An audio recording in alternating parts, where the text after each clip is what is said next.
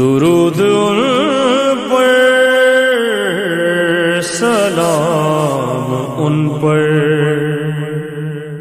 میرے نبی کا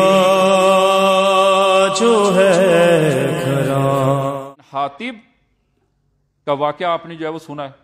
یہ سالبہ غریب ہے، فقیر ہے، رسول گرامی اسلام کے دور میں رسول خدا کی خدمت میں آتا ہے، یا رسول اللہ آپ دعا کریں کہ خدا وند عالم مجھے غنی کر دے، بے نیاز کر دے۔ رسول خدا نے فرمایا کہ ثعلبہ تمہاری یہی حالت تمہارے لیے اچھی ہے، بہتر ہے، تمہارے حق میں یہی بہتر ہے جس حالت میں ہو۔ پھر آتا ہے یا رسول اللہ آپ دعا فرمائیں۔ جب اصرار کیا ثعلبہ بن حاطب نے تو رسول گرامی اسلام نے دعا کی، خدایا ثعلبہ جو چاہتا ہے اسے عنایت فرما۔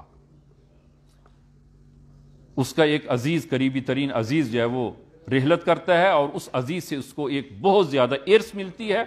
اس ارث سے یہ غنی اور بے نیاز ہو جاتا ہے۔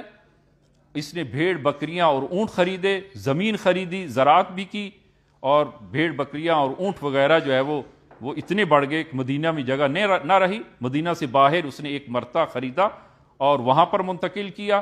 اب ہفتے میں ایک دفعہ رسول خدا کی خدمت میں آتا ہے، آہستہ آہستہ وہ بھی ختم ہو گیا کہ زکوٰۃ کے واجب ہونے کی آیت نازل ہوئی۔ رسول گرامی اسلام نے کچھ مامورین کو بھیجا کہ جاؤ ثعلبہ سے زکوٰۃ لے کر آؤ۔ یہ لوگ آتے ہیں کہ ثعلبہ زکوٰۃ واجب ہے، زکوٰۃ ادا کرو، تمہارے مال مویشی میں بھی زکوٰۃ واجب ہے، اور تمہارے وہ گندم اور زراعت میں بھی زکوٰۃ واجب ہے، زکوٰۃ ادا کرو۔ ثعلبہ کہتے ہیں زکوٰۃ؟ کیا ہم یہودی ہیں؟ کیا ہم غیر مسلم ہیں کہ جو جزیہ دیں؟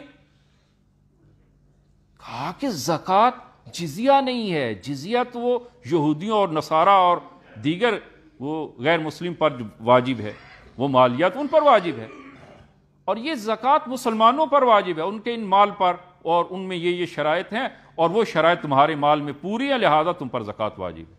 بالآخر اس نے زکوٰۃ دینے سے انکار کر دیا۔ رسول گرامی اسلام کو آ کر اطلاع دی گئی کہ ثعلبہ نے زکوٰۃ نہیں دی۔ رسول گرامی اسلام نے 3 مرتبہ فرمایا ویل لثعلبہ، ویل لثعلبہ، ویل لثعلبہ، ہلاکت ہو ثعلبہ کی۔ اس کی مصلحت وہ فقر میں تھی، لیکن اگر زبردستی بئی معنی کہ اصرار سے کہ خداوند عالم مجھے بے نیاز کر دے تو میں اپنے تمام حقوق، یہ حدیث میں موجود ہے کہ خداوند عالم مجھے بے نیاز کر دے گا، میں غربا کی مدد کروں گا، اپنے واجب حقوق ادا کروں گا، اور جب بے نیاز کر دیا اب جو ہے وہ ان حقوق کو ادا کرنے سے انکار کرتا ہے۔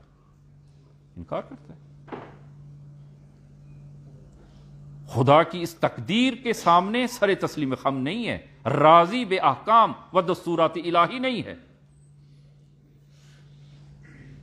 خدا کے سامنے تسلیم ہو۔ اور یہ کیفیت البتہ اگر زبانی نہ ہو تو عملی طور پر ہمارے اندر بھی ہے، یہ میں عرض کر دوں ہمارے اندر بھی ہے، اور اس کو میں کم ذکر کرتا ہوں لیکن میرا وظیفہ ہے کہ میں عرض کروں۔ واجب حقوق خداوند عالم نے جن کو دیا ہے، جن پر خمس واجب ہے خمس ادا کریں، جن پہ زکوٰۃ واجب ہے زکوٰۃ ادا کریں، وہ اپنے واجب حقوق تو ادا کریں، اپنے مال کو تو پاک کریں۔ اگر نہیں ہے تو اسلام نے واجب قرار نہیں دی، اور اگر ہے تو خداوند عالم نے عنایت کیا ہے، خداوند عالم نے بے نیاز کیا ہے، اس سے واجب حقوق کیوں نہیں ادا کیے جاتے؟ یہ عیناً وہی ہے، زبان سے نہیں کہتے، عملاً وہی ہے جو ثعلبہ نے کیے، ان واجب حقوق کو ادا نہیں کرتے۔ کیوں نہیں کرتے؟ فقر کے ڈر سے، اتنا مال خمس کا اگر نکلے گا میں کیا کروں گا، فقیر ہو جاؤں گا۔ خداوند عالم کی وہ جو 5 صفات ہم نے عرض کی ہیں اس پر ایمان نہیں ہے، واقعی ایمان نہیں ہے۔ اگر فقر کا خوف اور ڈر ہے تو ایمان نہیں ہے خداوند عالم پر۔